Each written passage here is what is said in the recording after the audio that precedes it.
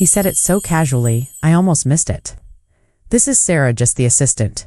3 words, said in front of 3 clients. Inside the office we built together, with furniture I picked, branding I paid for, a lease that still had my signature on it. I stood there smiling politely, the way women are trained to do when something cracks in public.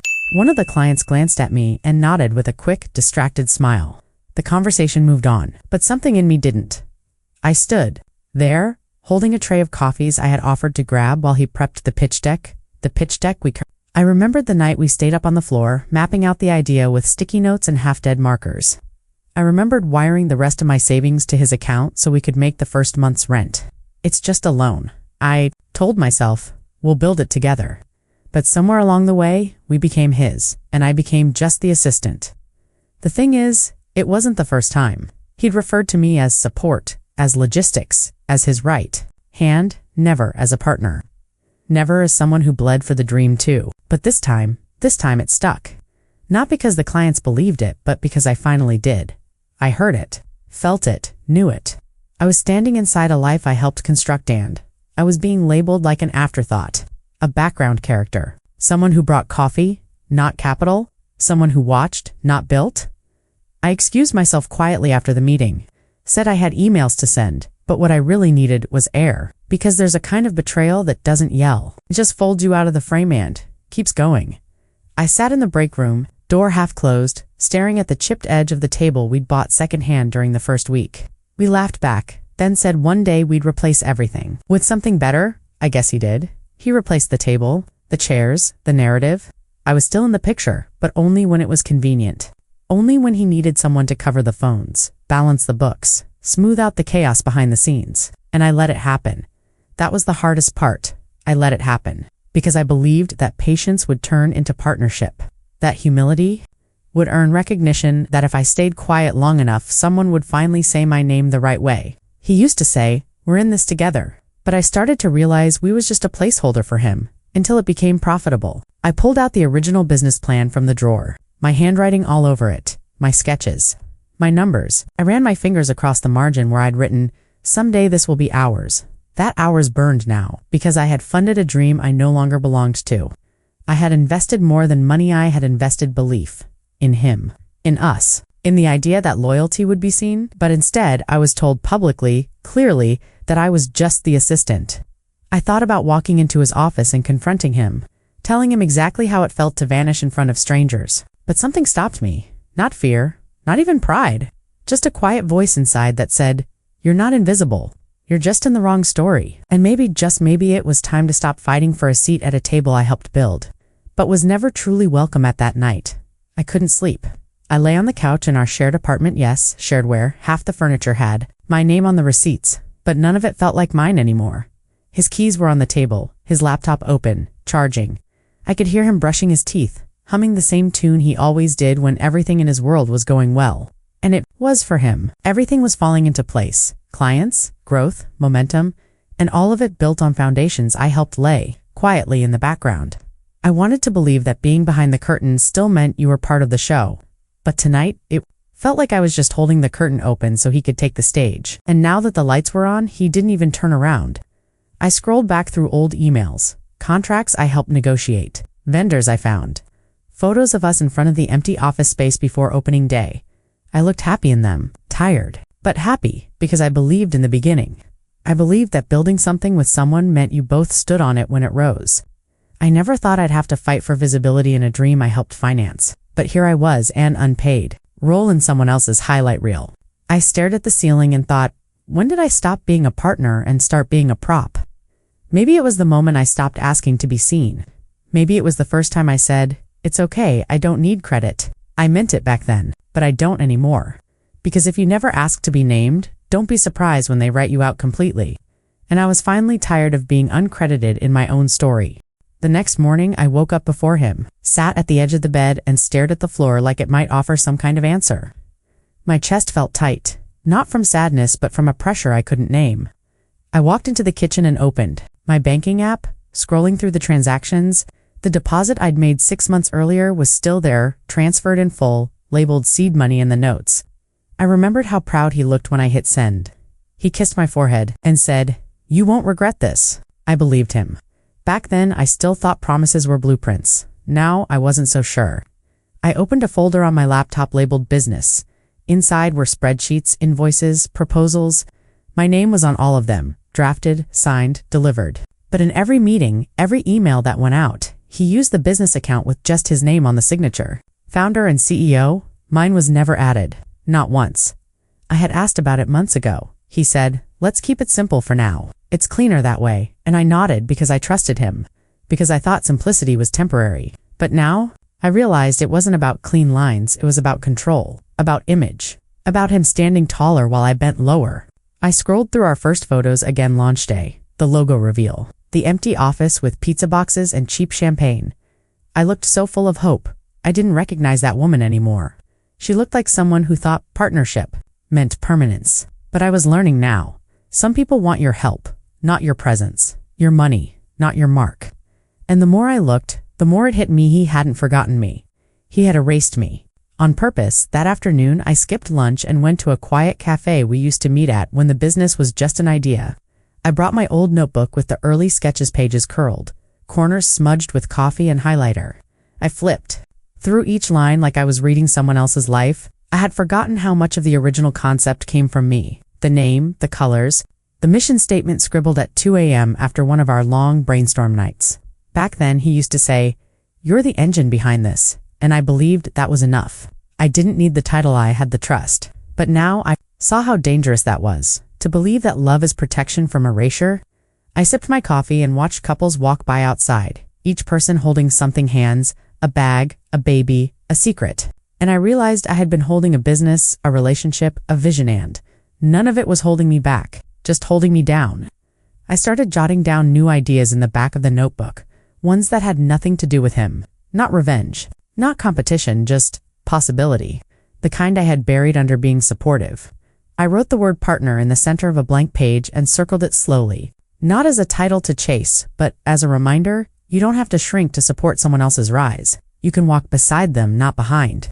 And if they can't see you unless you're smaller, they were never looking.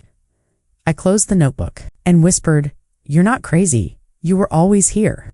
I didn't know what I'd do next, but I knew what I wouldn't do again. Wait, to be credited for something I already carried. That evening, I came home to him celebrating a new client. "Big contract," he said, lifting his beer. "We're finally breaking through." I nodded, letting the word "we" sit heavy between us. I asked him if he wanted help reviewing the onboarding docs. He waved me off. "You've done enough. Just relax." My stomach turned. Not because he dismissed me, because he believed it was kindness. As if taking my voice out of the room was a gift, I watched him as he scrolled through his phone, replying to messages, laughing at a meme. He looked content, unbothered, proud. And I realized he had no idea what was happening inside me, because I had made it easy not to know. I cleaned up. After his late nights, smoothed over his mistakes, answered emails under his name. And now, I was invisible not because he forced me there, but because I trained myself to stay quiet. I walked into the bedroom, opened the drawer where I kept my old receipts and the original transfer confirmation. I printed it again, this time, circling the amount in red, then I opened a blank envelope and slipped it inside. I left it on the kitchen table next to his beer, not to start a fight, not even to make a statement, but to place something undeniable in front of him, proof that I was there, that I helped build the house he now lives in like it was always his. I didn't wait for him to find it. I packed a small bag, just essentials, my laptop, my notebook, the worn hoodie I wrote most of our first drafts in. I didn't know where I was going yet, but I knew this. The next place I stood, I wouldn't have to beg to be named. I checked into a small rental across town, nothing fancy, just quiet. A studio with creaky floors and a window that faced a brick wall, but it was mine. Every drawer, every silence, every square foot was mine. I slept on the floor the first night, curled under a blanket, using my bag as a pillow. And still, I slept deeper than I had in months, because for the first time, I wasn't bracing for someone else's version of me to unfold. I wasn't just the assistant. I was a woman who walked away with nothing but her name. That was enough. The next morning, I made coffee slowly, without anyone needing me to be efficient. I opened my laptop and stared at a blank document for a long time. No pressure, no deadline, just space. And then, without overthinking it, I typed, "This is how it starts when you've been invisible too long." I didn't write about him, not directly. I wrote about the sensation of being edited out of a life you helped author, of building a stage, and being handed a clipboard. I let the words come freely, not to be published, but to remind myself I was still here, still capable, still creative. I made a list of people I had helped in the past year, not for guilt, for clarity. I circled the ones who had thanked me. It was a short list. Then I made another list, things I wanted that I had silenced. A travel plan, a solo writing retreat, a website in my name. As I wrote, the woman who funded someone else's dream started to become the woman who could build her own. No more behind the scenes, no more background roles. Just a page, a name, and the truth. That week I did something small, but terrifying. I bought a domain name. Just my name, no brand, no initials, no clever title to hide behind. Just me. I stared at the confirmation email for a long time, hands still hovering above the keyboard. It felt symbolic, like I had claimed a piece of digital land that no one could speak over. I didn't announce it, didn't share it.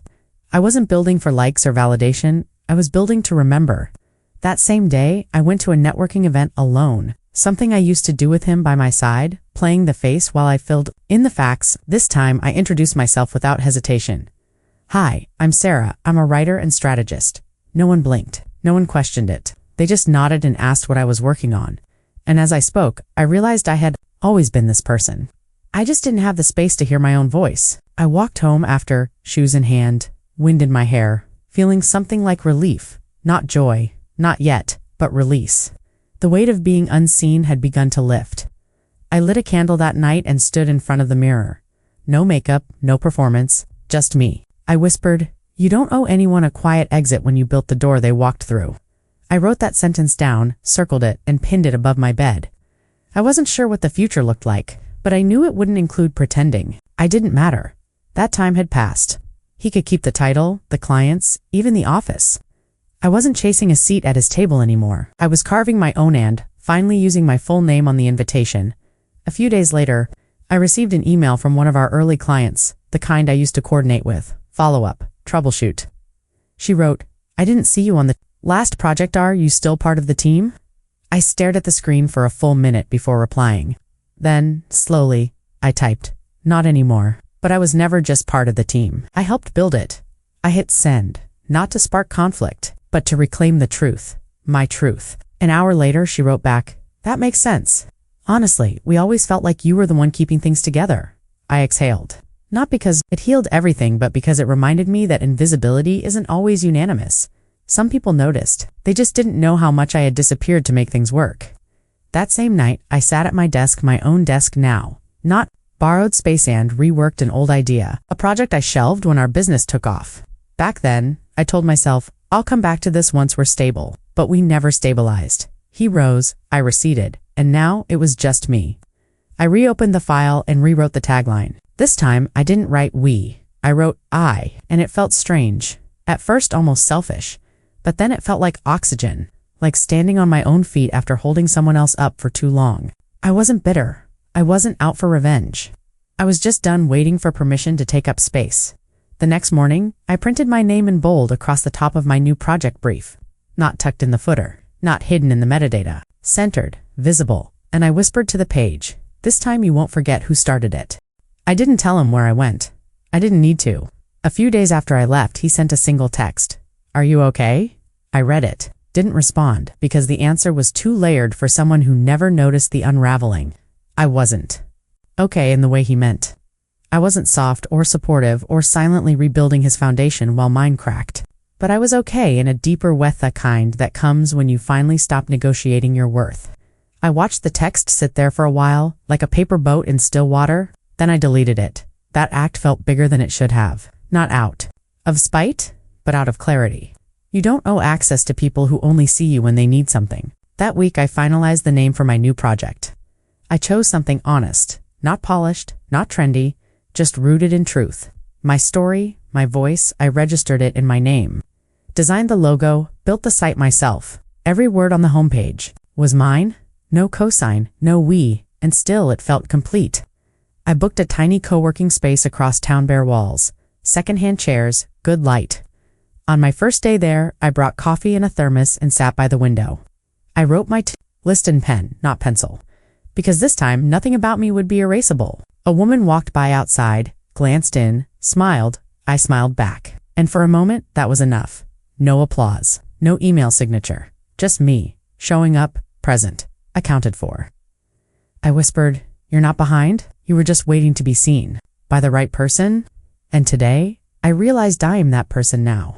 And I always was. The following days felt unfamiliar, in a good way. No one was expecting me to answer early emails. No one was asking me to run out for ink cartridges or reschedule meetings last minute. My calendar belonged to me now, and I filled it slowly, not with obligations, but with intention. Morning walks, midday writing sprints, coffee with people who asked real questions and waited for real answers. I wasn't performing anymore, I was living. One afternoon, I walked into a small local shop and found a necklace. Nothing flashy, just a single gold bar engraved with one word: seen. I stood there for several minutes holding it, not because I needed the jewelry, but because of what it meant. I bought it, wore it out of the store. That night I cooked dinner, for myself for the first time in weeks, set the table, lit a candle, not because anyone was coming over, but because I was. I deserved to show up for me. I played music low, the kind I used to turn off so he could focus.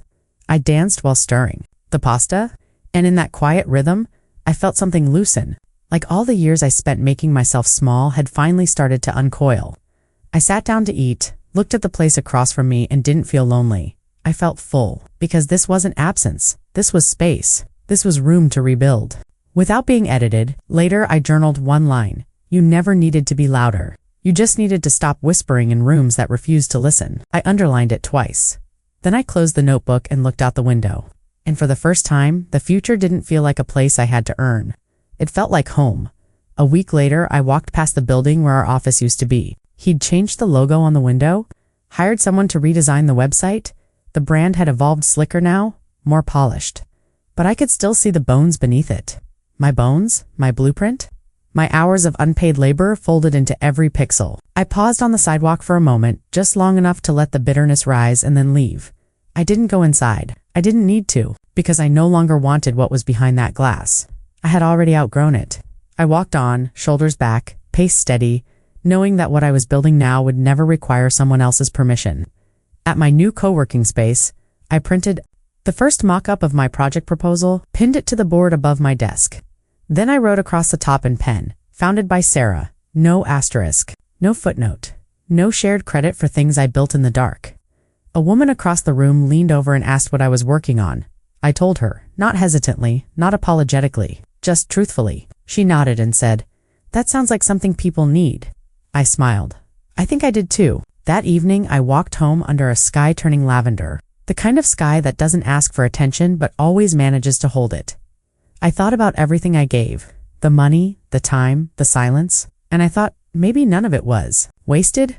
Maybe it was all part of the training of how to see myself when no one else would. I took off my shoes at the door, poured a glass of wine, and whispered into the quiet. This time, no one will forget who built the foundation because it starts with me. A month later, we crossed paths, a networking mixer downtown. He was standing near the bar laughing with a group of new faces, holding court the way he always did, comfortable, confident, curated. He spotted me before I had the chance to look. Away, his smile faltered just slightly. "Hey," he said, walking over like nothing had changed. "Didn't expect to see you here." I nodded. I almost didn't come. He gestured to the room, as if to say, "Look what we built." But I wasn't there to revisit the past. I was there to represent my present. "I saw your new site," he said. "Impressive stuff." I thanked him politely. Nothing more. He paused. "You know, I never meant for you to feel left out." I didn't flinch. I wasn't left out. I was erased. The words landed quietly, without malice but with weight. He didn't argue, just looked at the ground for a second, then back. At me? "I guess I didn't know how much you were part of it." I smiled. Not bitter, not triumphant, just clear. That's the thing. You didn't want to know. Silence stretched between us, not awkward, but final, like a chapter closing itself. I nodded once and turned to walk away. I didn't need to stay. I didn't need a final word. I had already said everything by leaving. As I moved toward the door, someone stopped me to ask about my new project. I spoke with ease, with pride, with ownership. No one questioned my role. No one diminished my name. And in that moment, I realized you don't have to burn bridges to build something new. Sometimes you just walk away from the ones that were. Never meant to hold your weight hand? Let the silence behind you speak the rest. That night, I walked home in the cool air, heels in hand, the city humming around me. I didn't replay the conversation. I didn't rehearse better comebacks. I didn't need to. What needed to be said had already lived inside my silence for too long. Now it was free. I stopped at a late-night bookstore and wandered through the aisles without any destination. In the back corner, I found a journal with a linen cover and gold lettering that simply read, "You were never small." I bought it without hesitation. Back in my apartment, I poured tea and sat near the open window. The kind of quiet I once feared now felt like companionship. I opened the journal and wrote, "You didn't lose a partner, you reclaimed your power." Then I added, "And that power doesn't need proof, it just needs room." The next morning, I woke before sunrise, sat with my coffee, and reread the first business plan we had ever drafted together. Then I folded it in half and placed it in a drawer, not to forget it but to close the loop. That chapter had given me lessons I never asked for, and still, I was grateful, because it taught me how to spot the moment someone stops seeing you, and more importantly, how to see yourself again. I logged into my website dashboard and updated the About Me section. This time, I didn't minimize anything. I didn't call myself just anything. I wrote, founder, writer, builder, period. I clicked save and sat with the page for a moment. My name was there, my photo, my voice, and nothing about it felt too much. It felt right, like finally arriving in a room that had always been yours only. Now the door had your name on it. A week later, I hosted a small gathering in my new space. Nothing extravagant, just a few close friends, mismatched chairs, candles, lit in old jars. I made soup from scratch. Played music low in the background, the kind of night that doesn't try too hard to impress anyone. But everything about it felt intentional. Whole mine, one of my friends lifted a glass and said, "To Sarah for building something out of what tried to erase her." I smiled, not because I needed the praise, but because this time, it came without a request. No one in that room wanted anything from me except the truth, and I gave it freely. After they left, I stood alone in the quiet, dishes soaking, the scent of rosemary still lingering in the air.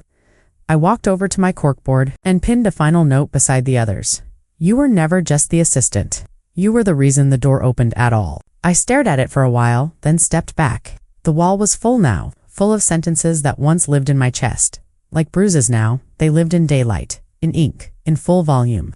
I curled up on the couch, the soft hum of the night outside.